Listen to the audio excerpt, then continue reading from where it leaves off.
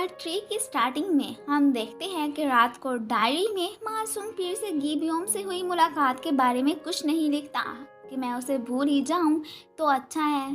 दूसरी तरफ गिबियोम मासूम को याद करके इमोशनल हुई बैठी होती है। आखिर को जो भी था उसने एक ही दिन में उसके साथ काफ़ी क्वालिटी टाइम स्पेंड किया था और आज तक वो उसके साथ बीते लम्हात को नहीं भुला पाई थी। मासूम को नींद नहीं आ रही होती तो वो फिर अपने असिस्टेंट को कॉल करके ऐसे ही कह देता है कि आइंदा अगर मैं तुमसे गिबियोम के बारे में पूछूं भी सही तो तुम मुझे कुछ ना बताना। अब नेक्स्ट डे उसे सिर्फ वो वाली प्लेस याद रहती है रात को जहाँ पर उसकी मुलाकात गिबियोम से हुई थी। एंड फिर उसकी ड्राइंग बनाकर वो अपने असिस्टेंट को दिखाते हैं एंड उसे इस प्लेस को ढूंढने का ऑर्डर दे देता है।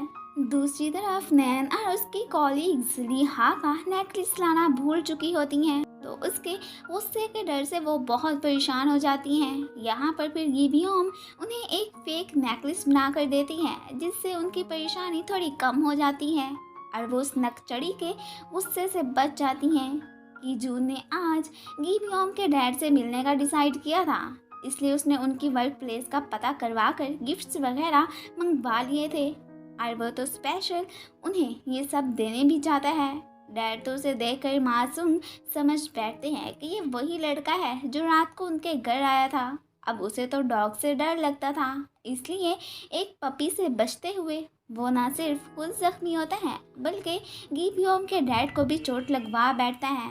गिबियोम तो डैड की चोट का सुनकर उन्हें देखने हॉस्पिटल पहुंची होती है। अब की जून ने तो उनके लिए एक स्पेशल रूम भी बुक करवाया था। डैड गिबियोम को बता देते हैं कि मुझे हॉस्पिटल लाने वाला वही लड़का था जो रात को घर आया था। अब गिबियोम को तो यही लगता है कि वो मासूम ही होगा। अब भी एक ही हॉस्पिटल में होते हुए मासूम की नज़र गिबियोम और उसकी फैमिली पर भी पड़ जाती है। गिबियोम तो उसे देखकर इससे बात करने आती है कि तुम्हें यूँ हमारे लिए स्पेशल रूम बुक करवाने की ज़रूरत नहीं थी, मैं तुम्हें बिल वगैरह के पैसे पे कर दूंगी। वो हैरान होता है कि मैंने तो इस लड़की की फैमिली के लिए कोई रूम बुक नहीं करवाया, तो ये ऐसे क्यों कह रही है। फिर गिबियोम पे ये सीक्रेट भी रिवील हो ही जाता है कि उसके डैड के लिए रूम बुक करवाने वाला मासूम नहीं बल्कि कीजून था। कीजून बेचारे की तो काफ़ी हालत ख़राब होती है, उसे डॉग ने उस जगह बाइट कर लिया था जहां उसे नहीं करना चाहिए था। उसकी ये कंडीशन देखकर मासूम तो स्माइल करने लगता है। गिबियोम के पास बिल पे करने के पैसे नहीं होते तो वो वहाँ पर मौजूद उस लेडी से कंसेशन की बात करती है जो कि मासूम सुन लेता है और वो तो इसे कोई भी डिस्काउंट वगैरह देने को तैयार नहीं था। इस बात से गिबियोम काफ़ी चिढ़ती है कि ये मुझे कहीं भी जलील करने से बाज नहीं आएगा। अब जिस मुंह से रात को मासूम ने असिस्टेंट जैन को गिबियोम का बताने से मना किया था, अब फिर से उससे उसकी लाइफ में आई लेडी का पूछता है तो अब उसे दोबारा से गिबियोम के बारे में सब कुछ बताना ही पड़ता है और ये भी कि जो प्लेस उसने ड्रॉ की थी वो गिबियोम के घर के बाहर वाली ही थी। वो अब फिर से डॉक्टर के पास पहुंचा होता है। उसे अब अगर गिबियोम प्रॉपर याद नहीं भी रहती थी तो उससे रिलेटेड वो कोई भी चीज़ भुला नहीं पा रहा था। डॉक्टर जब उसे हिप्नोटाइज करते हैं तो वो फिर पास्ट 2 डेज़ में गिबियोम के साथ वही मुलाकात रिमेंबर कर लेता है। डॉक्टर तो उसे साफ बता देते हैं कि तुम्हें ज़रूर उस लड़की से लव हो गया है, क्योंकि हार्ट अगर इस लड़की को भुला भी देता है लेकिन माइंड में फिर भी इस लड़की से रिलेटेड कोई ना कोई बात बाकी रह जाती है। वो तो अब फिर से गिबियोम से मिलने का डिसाइड करता है। गिबियोम तो उससे बात करना भी नहीं चाहती थी बट जब वो बिल पे करने में डिस्काउंट देने की ऑफ़र करता है तो उसको मजबूरन उससे बात करनी ही पड़ती है। वो अब उससे फेस टू फेस बात करने के लिए उसकी बताई हुई प्लेस पर पहुंचा होता है।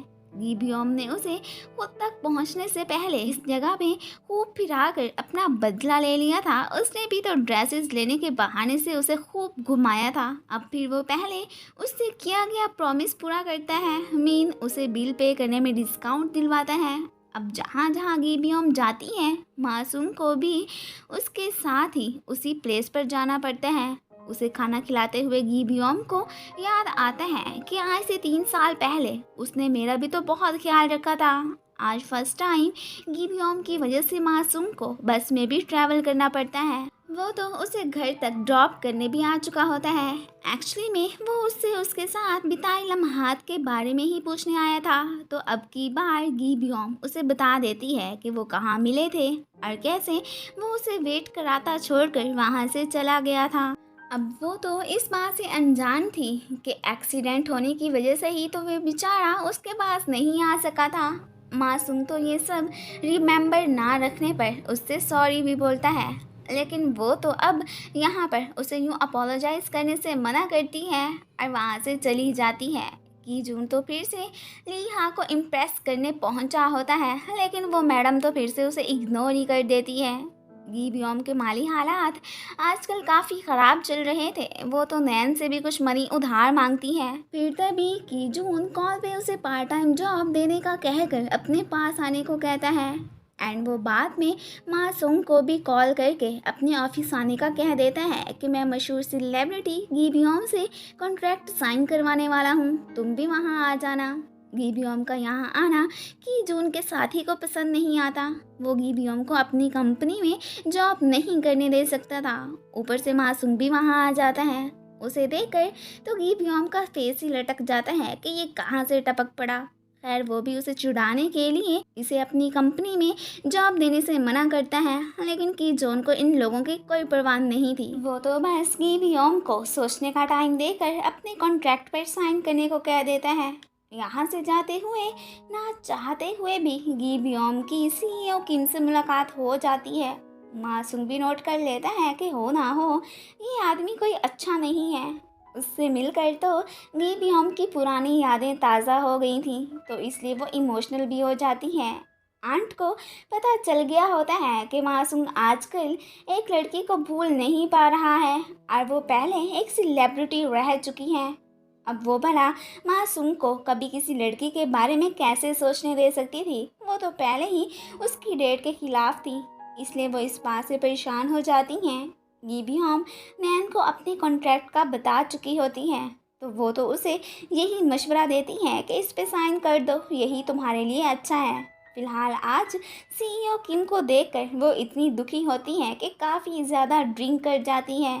कि जून को पता चलता है कि 3 साल पहले जो गी ब्योम का सेल किया हुआ हाउस उसने बाय किया था, उसमें आजकल मासूम साहब रह रहे हैं। मासूम गी ब्योम को कॉल करता है बट वो तो काफ़ी टुन होती है, तो उसकी वजह से वो उसकी कॉल पिक नहीं कर पाती। गी ब्योम की फैमिली को भी पता चल जाता है कि आज ज़रूर कुछ हुआ होगा, जिससे अपसेट होकर उसने काफ़ी ज़्यादा ड्रिंक की है। वो तो बेध्यानी में कॉन्ट्रैक्ट पेपर को भी ख़राब कर बैठती है एंड बाद में बहुत सोचने के बाद इस पे साइन भी कर ही देती है, क्योंकि उसके पास इसके अलावा पैसे कमाने का कोई और ऑप्शन था ही नहीं। मासूम को घर में से एक लेडी शूज़ मिलता है एंड साथ में टेप रिकॉर्डर भी। अब उसे तो पता नहीं था कि ये आखिर चीज़ें हैं किसकी। एक्चुअली में ये गी ब्योम की ही थी।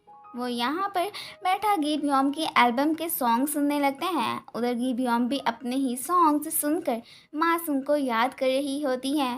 मासूम तो इस बात से काफ़ी शॉक होता है कि ये सॉन्ग सुनकर मुझे अजीब सा फील क्यों हो रहा है। एंड इसी के साथ ही ये पार्ट ख़त्म हो जाता है। Thanks for watching and guys, अगर आप लोगों को मेरी वीडियो अच्छी लगती है तो प्लीज़ इसे लाइक भी कर दिया करें। Thank you.